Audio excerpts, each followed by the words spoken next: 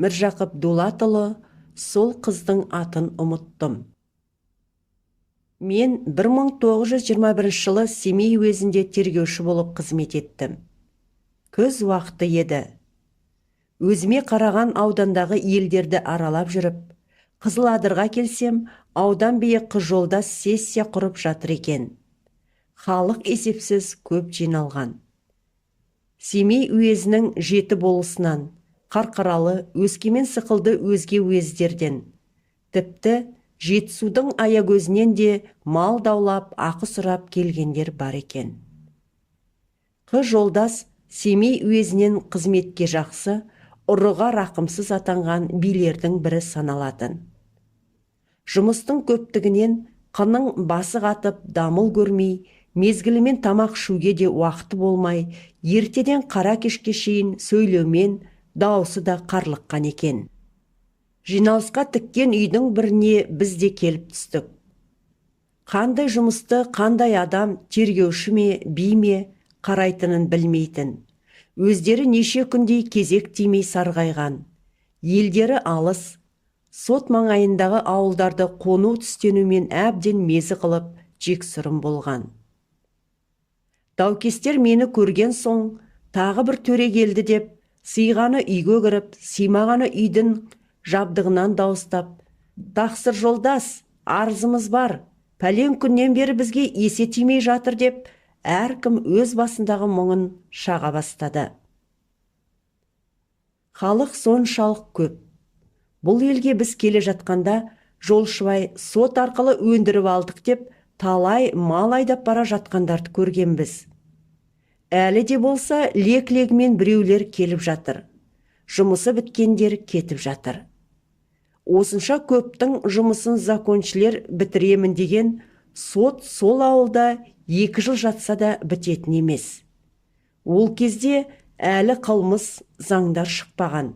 Сот қызметкерлері істің ақ қарасы, төңкерісшілдік ары мен социалистік сана жолымен ғана айыратын шақ. Қызжолдасқа ат салысып, көмек көрсетіп, мен сол арада 3-4 күн болғанмын. Міне, содан бері аз жыл өтті.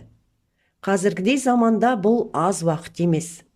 Содан бері талай кемшіліктер түзетілді. Бірақ ұлы мақсатты тілектердің бірі әйел теңдігі әлі де көңілдегідей жүзеге асқан жоқ. Бұған себеп елдің сүйегіне сіңген ескі әдеттің әлі күштілігі. Әйел табының көзі ашылып жетпеуі, бостандық қадірін анық білмеуі, ел ішіндегі соттардың салақтығы, олақтығы тағы тағылар. Қара басының бостандығын көксеген әйел жігерлі болса, қазақ ішіндегі соттар қатаң қызметін біліп істеп, жолдан таймайтын болса, әдет құрып қанша күшті болғанымен жоғалмасқа шарасы жоқ. Бостандық дегеннен есіме түседі. Сол жолы бір қыз көрдім. Осы қыз 7-ші аудан сотына арыз береді. Ата-анасы жастай қалың мал алып, біреуге атастырып қойғанын, енді бой жеткен соң, күйеуі жаман екенін біліп, оны сүймейтіндігін баяндап, басына бостандық сұрайды. Сот қызды шақыртады. Қыздың әке-шешесі, туғандары, бәрі шұбырып ере келеді. Бәрі қызға жабылады. Арыз бергенім жоқ, бұрынғы күйеуіме баруға ризамын деп, айт деп үйретеді. Әсіресе әкесі қызына өлердегі сөзін айтады. Көзінен аққан сорасы сақалын жуады. Шешесі әлпештеп өсіргенін, ақ сүтін емізгенін, дос аз, дұшпан көп, жұрт алдында масқара қылса, пәленшенің қызы кетті деген атаққа ұшыратса, екі дүние де риза еместігін, ақ батаны бұзса, көсегесі көгермейтінін айтады. Ағалары біресе зекейді, біресе жалынады. Қысқасы, бәрі жабылып қыздың басын даңғылады. Бәрі де қыздан сот жауап алғанда бірге болады. Ақырында қыз бейшара әке-шешесін аяп, сот алдында мен арыз бергенім жоқ деп шығады. Қыздың хат білмегендігі үшін арыз жазып, қол қойған сол қызды алмақ болып жүрген сүйген жігіті Бекіш екен.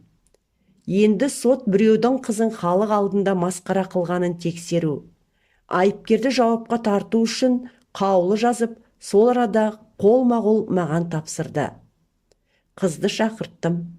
Әке шешесі, жақындары тағы да шұбырып ере келді. Қызық көрушілер іргеден, жабықтан сығалап, тыңдап, бірін-бірі итермелеп, түйе түскендей үйді қиратып барады. Бой жеткен әдемі, сәулім қыз. Басына түлкі тымақ киген, белін буынып алған.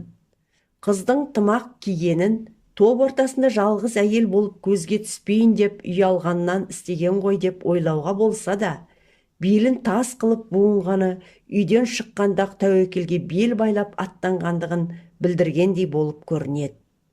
Түсі қашқан, көңілін қайғы басқан мұңды қыз келіп отырғаннан қанша сездірмейін десе де еріксіз күрсініп жібергендігі байқалып қалды. Шешесі сапты қамшыны таянып, сұрланып, ішінен, «Кәне, жүзі қара, бірдемедеші» дегендей, қолайсыз бір сөз айтса үстіне қона түскендей болып, көзін айырмай қызының қарсысына отырды. Әкесі сот алдындағы жауаптан кейін көңілі жайланғандай, сөйтсе де сақтықта қорлық жоқ дегендей, қызының жоғарғы жағынан орын алды. Халық көп, жұмысы бар да, жоқ та анталап қарап тұр. Тергеу ашпастан бұрын қызды тағы қыз танымайтын бөтен елдердің 3-4 адамын алып қалып, бастығы қыздың әке шешесі қылып, жұрттың бәрін шығардым. Үйдің маңайына жақын жолатпайтын қылып, қызбен сөйлестім. Бостандық сұрап сотқа арыз беріп педің дегенімде қыз төмен қарап, бөгеліңкіреп ақырын. Жоқ деді. Әке шешем біреумен құда болып күйеуге бергелі, ол күйеуінді жаратпай бостандық сұрауың рас болса, енді бүгін сот алдында ата-анаңның көңіліне қарап, соларды ренжітпеймін, жұрт алдында төмен қаратпаймын деп, қазақшылықпен танып отырған болсаң, енді сенің атыңнан арыз жазып, сен үшін қол қойып отырған жігіт сотқа тартылады. Мен қазір оны шақырып жауап аламын, абақтыға жөнелтем. Ол жігіт сүйгенім бола қалса, оны аямайсың ба? Өзгелердің көңіліне қараймын деп, бұрынғы күйеуіңді жек көретінің рас болса, өз өмірің қайғыда өтпей ме? Шыныңды айт. Қазіргі заман бостандық заманы. Енді бұрынғыдай әйелді ешкім зорлай алмайды. Сүйсен соған барасың деп бір сыпыра сөз сөйледім. Келгеннен төмен қарап үндемей тыңдап отырған қыз есік жаққа бір қарады да басын көтеріп алып, тура маған бұрылып, арыз бергенім рас деді. Бұл сөзді нып-нығыз қылып, басымды біреу кесіп алса да дегендей қажырланып айтты. Қыздың шынын айтқызғаныма, сауабына қалғандай болғаныма мақтанған кісідей мен күліп жібердім.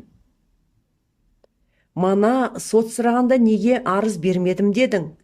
Енді ертең тағы біреуге арыз берген жоқ деп жүрсең, қалай болар дегенімде. Қайтейін, ол кісі сіз сұраған жоқ.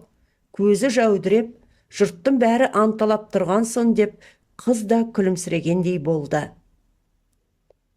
Мен сырттағы кісілер үйге кірсе де болады дедім. Баяғы қауым адам таласа тармаса қайта келді.